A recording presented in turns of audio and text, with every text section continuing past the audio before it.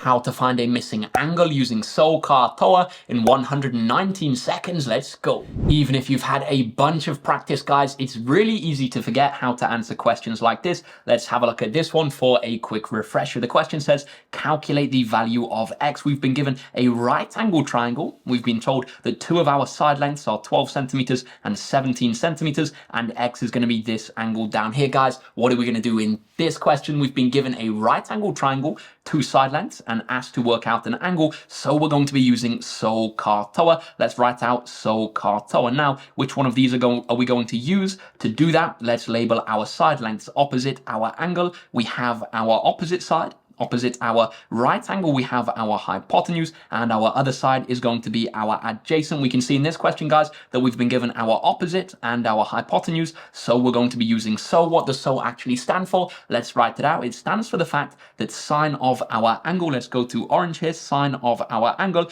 is going to be equal to our opposite side divided by our hypotenuse. Now, guys, we're going to substitute in those values of the opposite and the hypotenuse that we know. We're going to substitute x in for our angle, and we're going to solve to find the value of x. Let's get it done. So we have sine of our angle, so we're going to have sine x here.